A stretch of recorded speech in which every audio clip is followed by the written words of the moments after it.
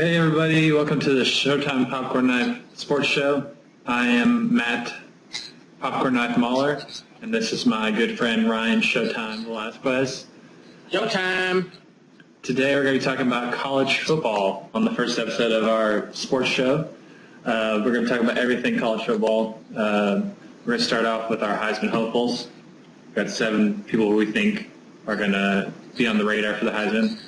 And then we've got our own preseason top 10, followed by who we think is going to win the Power 6 conferences. After that, Ryan's got a piece on Notre Dame football, followed by I have a piece on IU football. And finally, we're going to finish with who we think is going to win the national championship. So sit back, relax, and you got anything to say to the viewers, Ryan?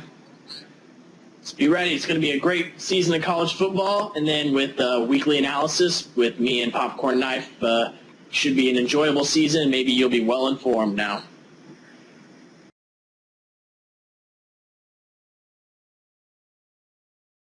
Welcome back. So we're going to get right into it. We're going to start with our Heisman hopefuls. We each have 7 people we think are going to be in the Heisman Rider. And then after we talk about who those 7 are, we're going to talk about who we think is going to win the Heisman. So I'll let you start off, Ryan. All right now for my top 7 Heisman hopefuls, and in no particular order. We're going to start things off in Texas A&M and go with Johnny Manziel. Anytime you have a past Heisman winner going into the season, you have to put him on your preseason rankings. Even though his off-season antics have, been very questionable, the latest being leaving Peyton Manning's football camp after missing practices and meetings. Next, I've got Tommy Rees. Who doesn't love a Notre Dame quarterback, especially on a good team? So if Notre Dame can go through – yeah, okay, maybe you, but the voters love that. Anyway, if you can get Tommy Rees on a good Notre Dame team, and he's the focal point, he should be in New York come December. Next, we got Braxton Miller. Last year, he led Ohio State to an undefeated season, but they had a bowl ban, so they were not able to go to the conference championship game, which really hurt his candidacy last year. So look for them to make a deep run in the Big Ten, and then with that, look for him to make a deep run in the votes come December. We got Teddy Bridgewater, who blew up the stage in New Orleans against arguably the best defense last year in Florida. With the easy conference being in the new AAC, the defense isn't going to be up to par with his skill set. We got A.J. McCarron from the past 2 defending champions, Alabama Crimson Tide. If the Crimson Tide can make another run, A.J. McCarron's seniority and being in the system for so long will really help him out, especially with Eddie Lacy gone. I know T.J. Yeldon's there, but A.J. McCarron's going to have to step up and become the man.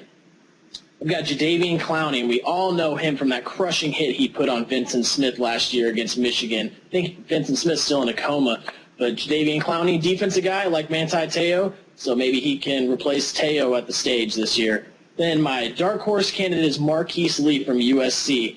Now, Matt Barkley's gone, and Max Wiggs got to take over, which is going to be lesser of a quarterback than Marquise Lee's used to. But now that he's the only guy there that's the big star, look for him to catch a lot of passes, get a lot of yards, and if USC can get a 10-win season or more, look for him to be on the Heisman podium.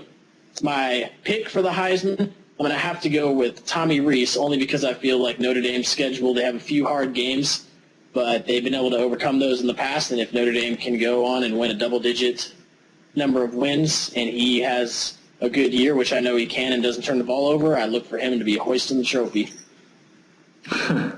All right. Well, I have a few of who you have on yours on mine, too. We'll start off with Braxton Miller from Ohio State. Like you said, last year they were undefeated, and I think this year, they make them do it again. The Big Ten's not even as strong as it was last year. Johnny Manziel, Texas A&M. Obviously, he won last year, so I think he'll come out and try and win again, maybe be a repeat. Taj Boy from Clemson. ACC is pretty weak overall. There's a few teams that are decent, but I think he'll have a pretty good year in the ACC. Anthony Thomas from Oregon, the running back. I think he'll have a pretty good year. Usually the running backs out of Oregon do pretty well. So I know Chip Kelly's gone, but I think he'll still have a pretty good year. Giovanni Clowney, of course, the defensive player from South Carolina. They have one defensive player on there, right? My dark horse is Devin Gardner from Michigan. Once again, the Big Ten's not that big, strong.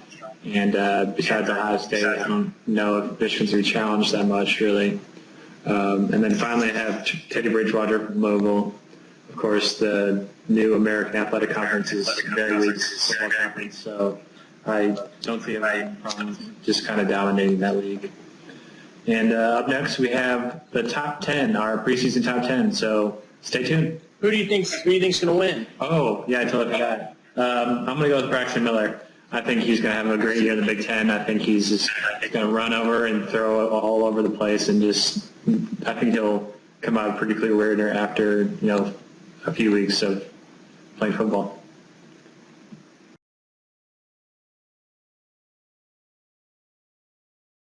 Welcome back. You're watching the Showtime and Popcorn Night Sports Show.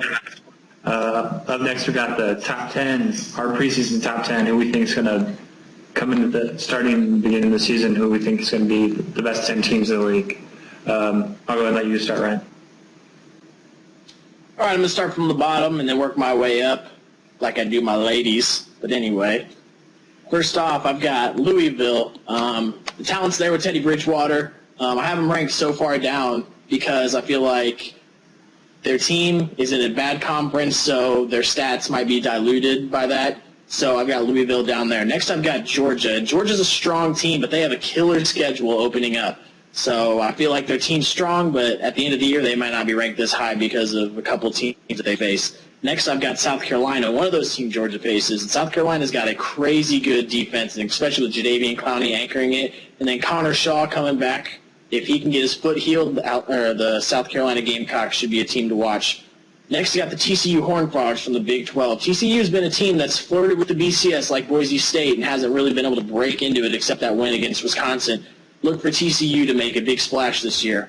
Next, I've got Stanford. Stanford's been on the rise. Even after Andrew Luck left, Stanford's been able to win games, and look for them to make a big impact in the Pac-12 this year, and you might see them fighting for a national title come the last game of the season against Notre Dame. Next, I've got Clemson being in the ACC. Shouldn't be too big of a problem with them. And then with Taj Boyd and Sammy Watkins coming in, that's going to be two guys on the offensive side of the ball that are going to be really hard to stop. For number 4, I've got Florida. Florida's defense last year was just a monster, and you couldn't pass or run against them. So if their defense can come back with the help of Jeff Driscoll, if he can improve, look for the Gators to make a strong run too. I've got Ohio State. I don't know if they're going to go undefeated again, but when you've got Braxton Miller and Urban Meyer, you can't go wrong with that combination. At number 2, I've got Notre Dame. Notre Dame's got the skill set to make another run. If Tommy Rees can not turn the ball over and perform half as well as Ever Golson did, I think the defense will be able to back him up. And number 1, I got to go with the 2-time defending champ, Alabama Crimson Tide. I mean, history just speaks for itself, and A.J. McCarron's a senior. Being 4 years under that program and under Nick Saban can do a whole lot for you. So I got the Tide at number 1. Great. So for my top 10, we'll start from the bottom as well. Number 10, I got Oregon out of the Pac-12. They usually seem to find their way in the top 10 beginning of the year and at the end of the year. I think, according to Sporting News, they're actually ranked 8th preseason. Number 9, I got Texas, which is a little high, I know, because they're only 14, but I just think that they have to perform this year if Matt Brown wants to keep a job, so I think they're going to be somewhat a team to really watch. At 8, I got Texas A&M behind Johnny Football. I think they're going to come out and be pretty strong in the top-heavy SEC. Number 7, I got Clemson, just because the ACC isn't that big of a football conference, so I'm not putting them up too high, but I think they still will be pretty dominant in the ACC and possibly even win the ACC. At 6, I got Stanford. Like Ryan said, I think they'll be fighting for a national championship in the Pac-12. I think it'll be fun to watch them. They'll be really dominant. At 5, I got Georgia. They came one game away short from being the national champion last year, so I think going into the season, I expect them to be doing pretty well and, vying for a national championship bid. 4th, I got South Carolina, another SEC team, just dominant. 3rd, I got Florida. Of course, they were one game short of being the SEC championship last year, so I think they'll come out and try and, take that next level and try and get back to where they were, a while ago and back in the national championship. Number 2, I got Alabama. Yes, not number 1, number 2.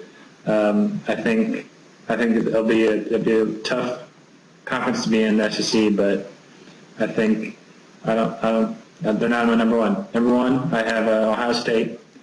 I think the Big Ten and their schedule is favorable for them. I think they are going to come out and just look really good. And under Urban Meyer's second year, I think they're going to look even better than they did last year. So that's our preseason top 10. Stay tuned, and we're going to be talking about the Power 6 conferences.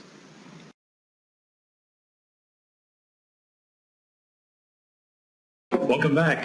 So we're going to get into the meat of our program now. We're going to be talking about the Power 6 conferences, which are the ACC, American Athletic Conference, the Big 12, the Big 10, the Pac-12, and the ACC. We're going to talk about storylines, who we think is going to win, who we think is going to be the good teams in the conference. So we're going to kick it off with the ACC. What are teams to look at in the ACC, Ryan? Well, to look at, I've got Miami and Clemson being the top tier of the teams in the ACC, and I have those two playing each other in the ACC title game. Clemson, you got Taj Boyd, who's a big playmaking kind of guy, but he's had trouble, as in last year, winning the big games against South Carolina and Florida State.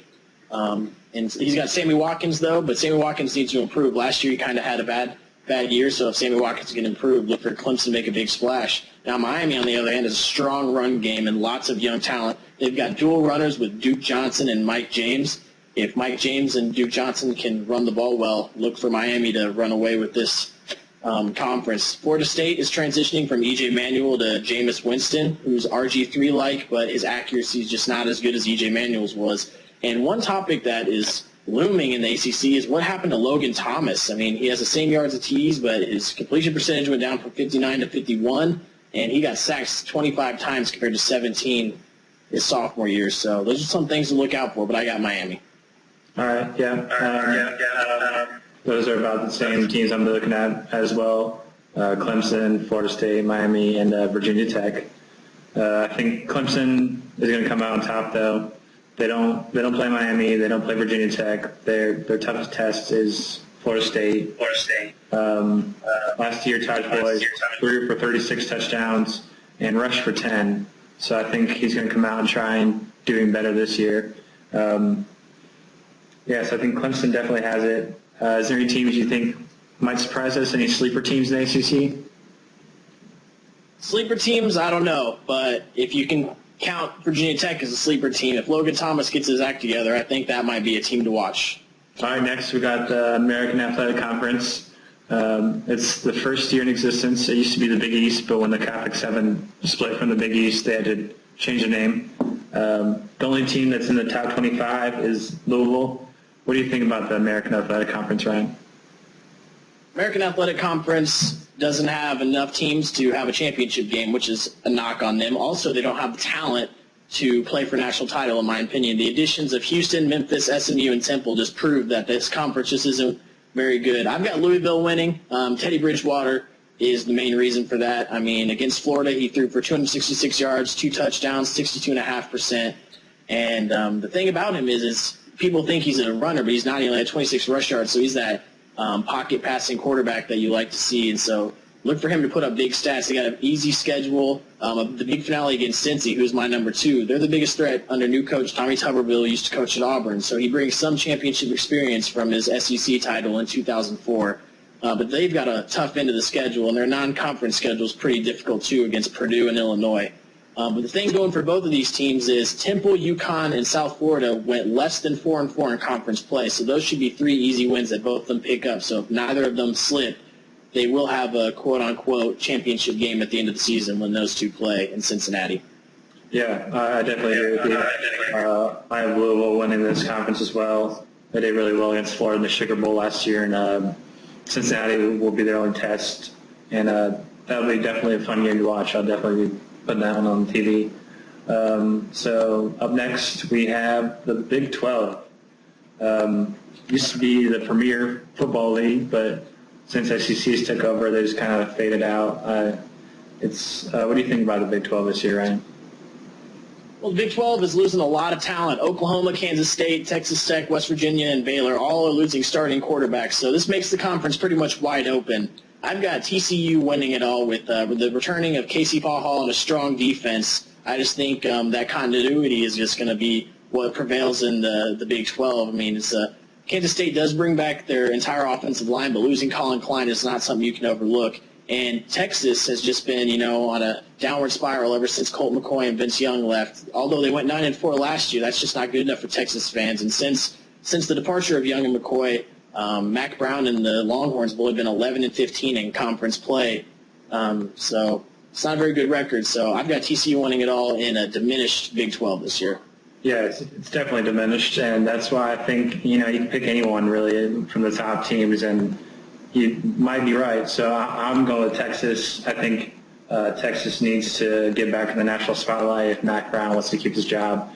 If they don't win the Big 12, I can see him getting fired, or, fans around Texas start questioning about, do we need a coach or do we need to reevaluate if we have him around the helm? So I got Texas, but it's going to be interesting to see who's going to win the Big 12.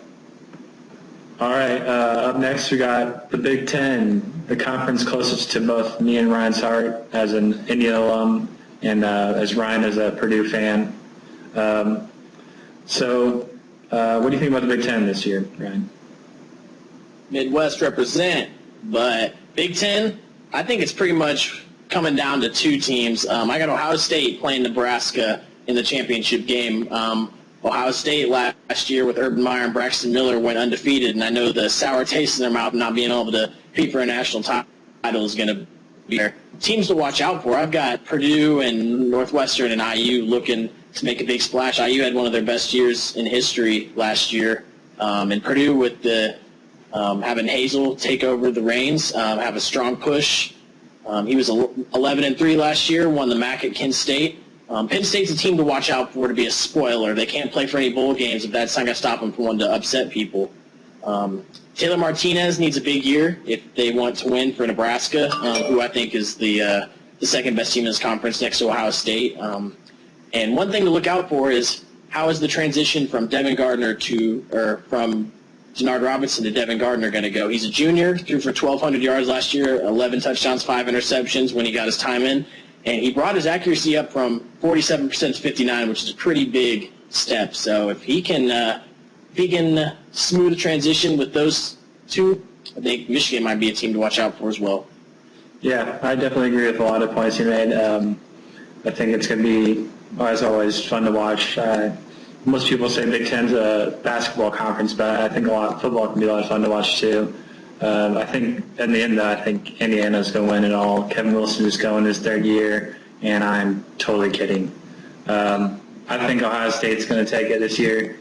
Ohio State and Nebraska, that seems like a possibility and a definite possibility for the championship game. But then I think Ohio State's, they're hungry for that bowl game after going undefeated last year and not getting even the AP championship. So I think they're going to come out on top and win their 35th Big Ten title. Up next, we have the Pac-12. Pac-12 last year was won by Stanford over UCLA in the championship game. Teams in the early top 25 from the Pac-12 are Stanford at 2, Oregon at 8, UCLA at 20, and Oregon State at 23. How do you feel about the Pac-12 this year? Well, Pac-12 is what I like to call the sleeper conference because once all their games are on, everyone on the East Coast is already either sleeping or partying. So, I mean, it's hard to watch Pac-12 games and hard to rank these because not many people get to watch them. But right now I've got Stanford and UCLA playing each other in the Pac-12 final with Stanford winning. I think Kevin Hogan taking over for Andrew Luck did a decent job. 1,100 yards, 9 touchdowns, 3 interceptions, but he had a 71% completion rating, which is pretty good. And he's also averaging 4.8 yards a rush. And David Shaw, once he just took over from Harbaugh, he just, blew the doors off. 23-4 in his past 2 seasons and being first in the North Division both times. One team to look out for, though, is Arizona. They've got a great running back in Kadeem Carey. He rushed for almost 2,000 yards last year with 23 touchdowns, but he's had some off-the-field issues. So it depends if he can stay out of trouble. That would be a team to watch. But I've got UCLA and Stanford playing with Stanford winning. I have the same exact result there. I think the Pac-12 is always fun to watch. And like you said, a lot of people don't get to watch the games. Sometimes I'll even fall asleep, but if I'm out and about and they're on TV, they're always fun to watch. I think it's kind of sad that the best teams in this conference are all in the same division, because it means that it kind of diminishes the championship game. But I think UCLA is going to have no problem with the South Division, but I think Stanford's going to come out of the North, and then it won't be that hard to beat UCLA in the championship game. I think Stanford, there were just a couple drives short of playing for a national championship last year, maybe, by losing to Notre Dame and Washington. So I think Stanford will come out strong. And my team, I'm kind of watching closely is Oregon State. It kind of surprised me last year. I didn't know they had a decent football program, so I think that's a team to watch out for this year. If they can break through and beat Oregon, then definitely make a splash in the Pac-12. All right, we finished our Power 6 conference talks with the SEC, the best football conference in America, winners of the last 7 national championships.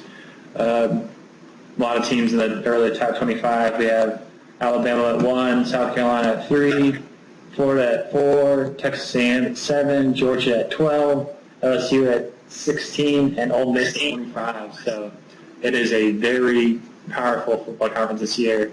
And how do you feel about the SEC this year?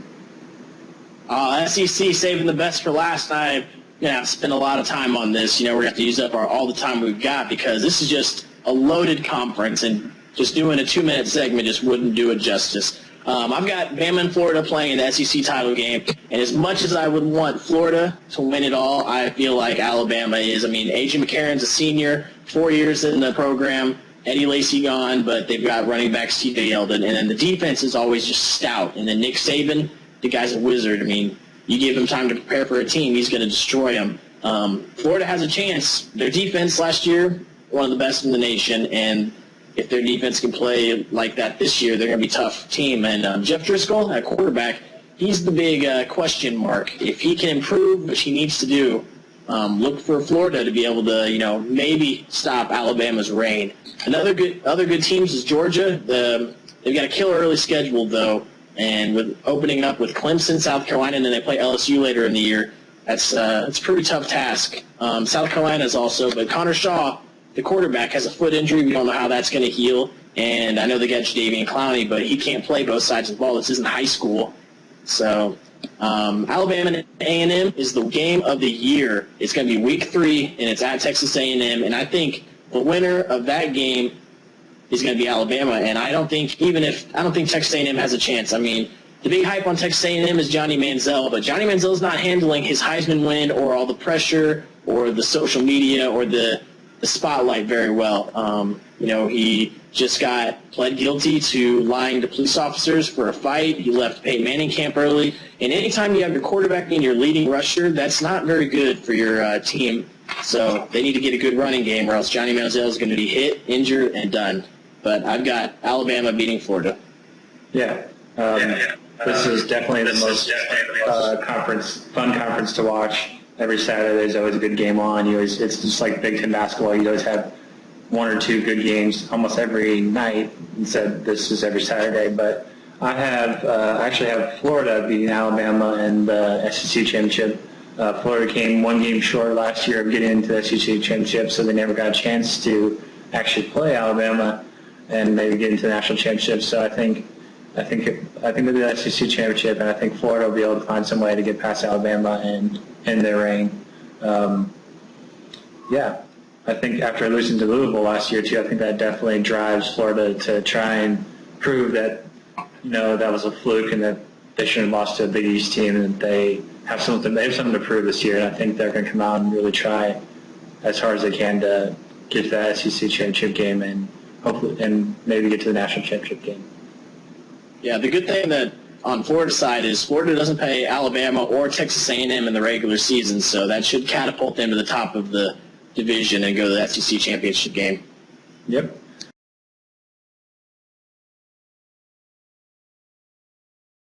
Hey, showtime, one-on-one. Talk about my team, the Notre Dame Fighting Irish. The Irish are coming off one of their best seasons in the past 20 years after going 12-1 and making a national title debut.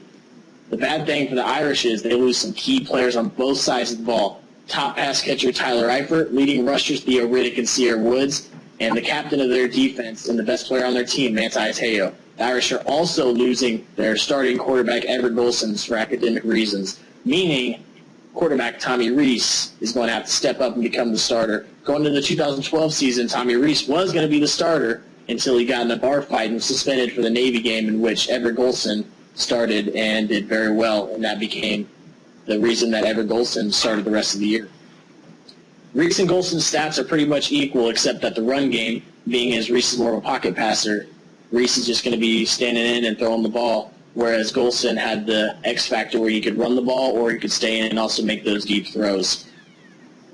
Rees is very clutch, though. Last year he saw limited action, but when he came in, he would come in as the closer, and he won games against Michigan, Purdue, Stanford, and he also started the BYU game after Everett Golson got a concussion, and he came in and won that game as well. Rees' only year of starting was in 2011, where he was very turnover-prone after he took over for Dane Chris. If Rees can cut down on the turnovers, I see no reason that the Irish can't make a deep run this year. But he's going to need some strong help at running back with T.J. Jones. He's going to play running back and wide receiver like he did last year. Running back was his true position back in high school, but outside in the slot and outside, he's got the speed and elusiveness to make some big plays. One area the Irish don't need to worry about is their defensive side of the ball, especially the defensive line, which is arguably the best defensive line in the country.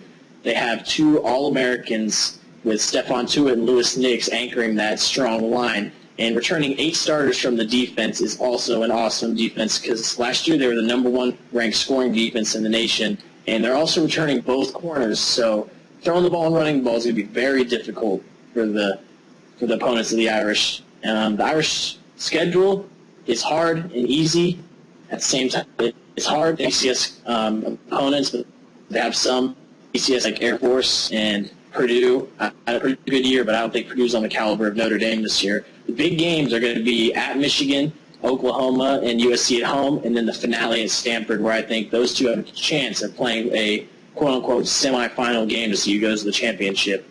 If Tommy Rees can hold on to the football and the defense remains solid, look for the Irish to make another run at the national title this year.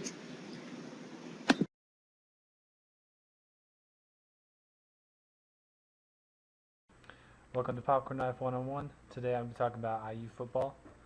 Last year we went 4-8, got our first FBS win, our first Big Ten win. So that was a big improvement from 2011. 2011 we were 1-11, had no FBS wins. So big improvement from our Kevin Wilson's first year to his second year. So I'm expecting him to get even better the third year. As an IU football fan, I like to look at the schedule and go, okay, where can we get 6 wins? Because that's what you need to be bowl eligible. So I like to look at the schedule and think, okay, we get a win here, there, maybe we go bowling. So looking at the schedule this year, I think we have an excellent opportunity to go bowling. The 6 wins I think we can get are Minnesota, Indiana State, Navy, Bowling Green, Illinois, and the Old Oaken Bucket game at Purdue. I also think we have an opportunity to maybe get 2 more wins. It's a far opportunity, but I think it's still a possibility against Michigan State and Missouri. We got the 44th recruiting class this year, which is 4th in the Big Ten behind Michigan, Ohio State, and Wisconsin. So I think we have a bright future. Now hopefully these freshmen can come in right out of the gate and perform because they need to. We had a really strong freshman class last year, and they did pretty well, but we need to really get out there and break through that 4 wins and get it's 2 more. We needed 2 more last year, and we could have won the bowl game, but I think we'll compete with Purdue better this year than we did last year. And we have the 42nd out of 126th toughest schedule, but I still think we have a great opportunity to get the bowl game this year. I'm really looking forward to watching Trey Robertson come back and hopefully lead us to that bowl game. He just needs to stay healthy and not, try to run too much, rely on his arms instead of his legs. So really looking forward to watching the Hoosiers this year. Go Hoosiers!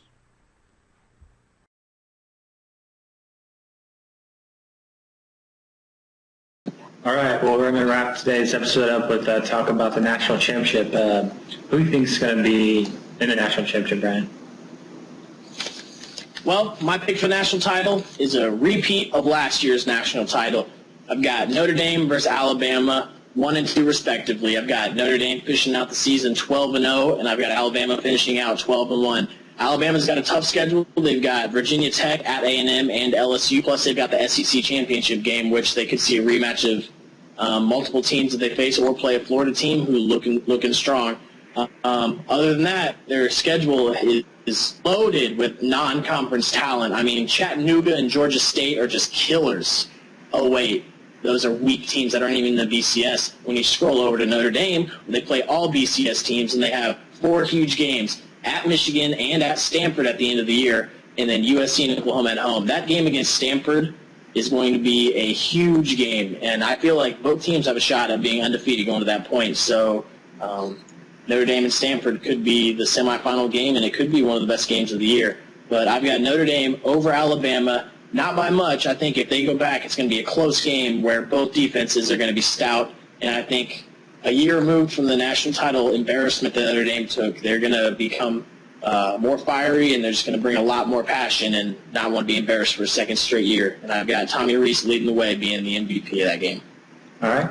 Well, I have Ohio State and Florida in the national championship game. I think Ohio State will go undefeated in the Big Ten in regular season and non-conference play as well. And I think they'll find themselves in the national championship game. And I think Florida, coming out of the SEC, will find themselves in the national championship game. There's a lot of teams, though, that could possibly find themselves in it. And I mean, if Alabama goes undefeated and they find themselves in the SEC championship game, in the recent years, SEC championship game has really been almost a semifinal into the national championship game. So I think whoever comes out of that, if they're both undefeated, is going to come to the national championship game.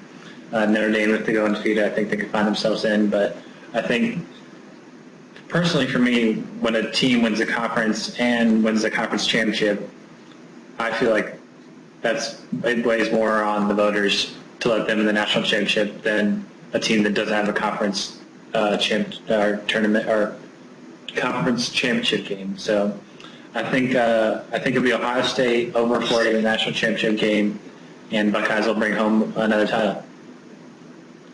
That wraps it up for us. I'm Matt Mahler. I'm Ryan Showtime Velasquez.